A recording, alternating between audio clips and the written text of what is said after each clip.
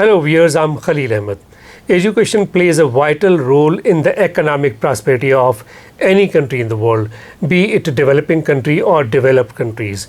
By and large, the countries where there is a proper liaison between academia and the industry, the students who pass out, they get good opportunities in the corporate sector, and employment generation is something which actually is the work of the government, but for that it is essential that the people who come and join the corporate sector should be having those skills which are required for the prosperity, for the performance, and the government needs to ensure that the standards of education must be maintained in every university. As far as the universities of Pakistan are concerned, there are some concerns, though quality of education is one of them, yet there are concerns in terms of exorbitant amount of fee which is being charged. But the universities also claim that since the cost of almost everything has gone through the roof, so of course universities have to also kind of increase their fee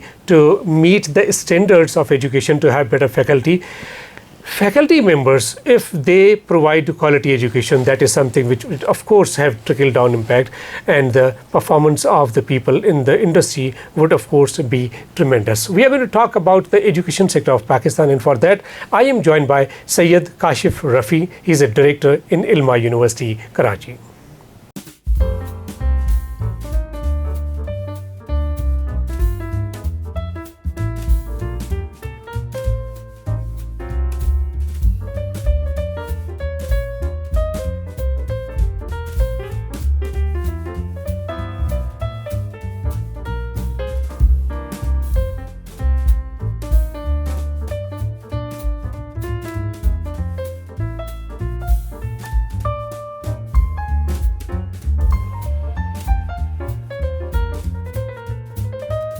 Welcome to the show.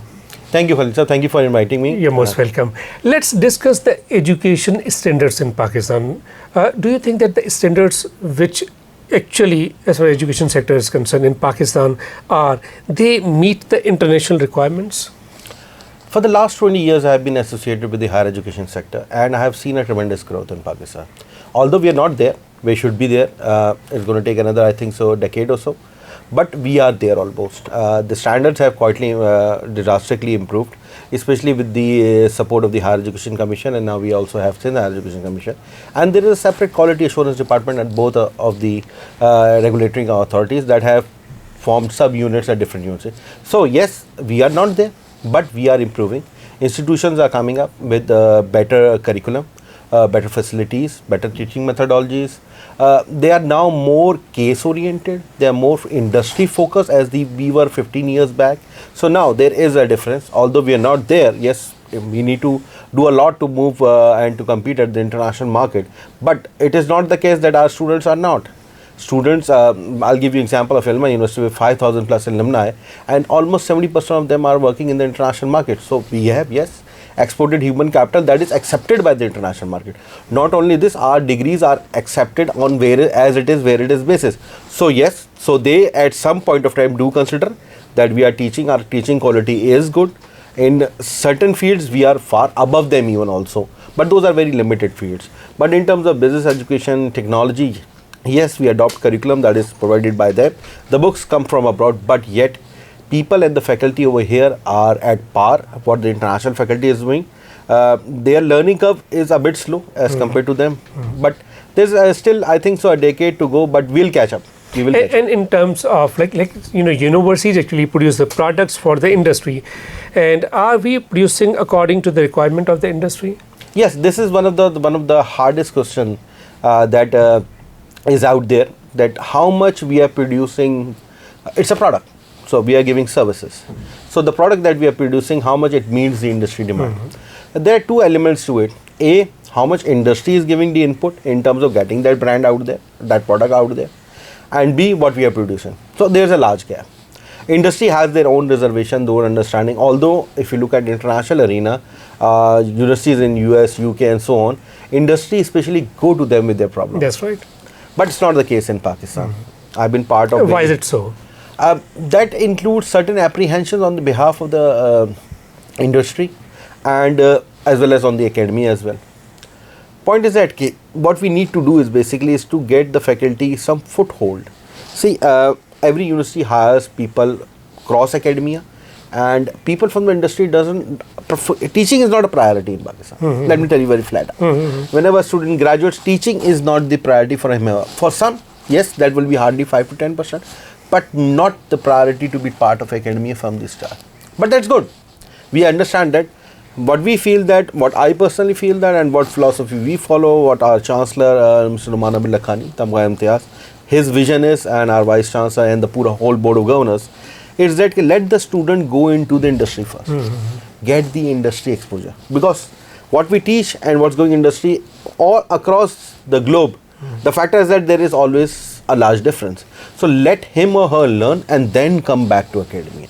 But the point is that coming back to academia takes, for that person to come back to academia, takes 20 years. Right, there's one debate, and that is that as far as the initial positions are concerned, like MTO positions and the things like that, for that industry likes to have kind of coordination with the universities that, we need, say, 100, 50, 10, 20 candidates for the entry level positions. But as far as the middle management is concerned, top management is concerned, for that, of course, they never, as the industry, never goes to the universities and never ask the university that, okay, could you recommend, say, the student who passed out 10 years ago, 15 years ago, and where is he working? Could you provide us with the data so that we may approach them? Yes, that's a difference. You're right. Usually, industry comes to us for internships. They want the graduates who can start from the bottom tier. Obviously, from the middle tier and upper tier, they don't come back to the university, which is the case. Which they should come back to the university, because university has a large cache of the students.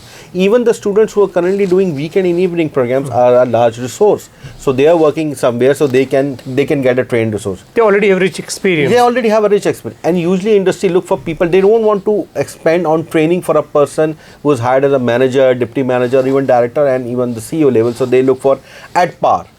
There are some fields in academia that are unanimous in every industry, like finance, HR, administration. So these are the unanimous fields. If you're working in HR in any organization, even in academia, you will get accepted in the industry. But for instance, if you're working in a marketing department or marketing, I would say admissions or marketing are more synonymous. You will not get back to the industry because you cannot, because they say we have a different understanding, different tiering. A long time back, almost 15 years back, I wanted to switch to industry, and I met one of the senior industry person. He was CEO. He said, point is that, dear, you are handling 10 million rupees budget monthly, while my people handle 100 million budget. How will you do this? How will you be able to manage? So I just gave him a very simple answer. That amount doesn't matter. It's the strategy and the creativity that matters. That's right. That's right. You can spend millions and millions and don't get a result. And when you can spend thousands, if you have the right track, you have the right understanding, and you have a little bit of creativity, you'll get the same result. Of course, skills, knowledge, all these things do matter. So when we talk about skills, when we talk about quality, we talk about research. Do we in Pakistan have quality faculty members who are able to impart their knowledge to their students? Yes, indeed, we do have them. See, what we focus at our university is to keep a blend. We usually teach foundation level courses. We have a permanent faculty. We have a large faculty base of 180. So they teach foundation even to the highest level courses. But what we feel, and what the board feels also, that the last semester students should be taught certain elective courses, specialization courses, should be taught by the industry. The reason being that this is the stage where they're going to step into the.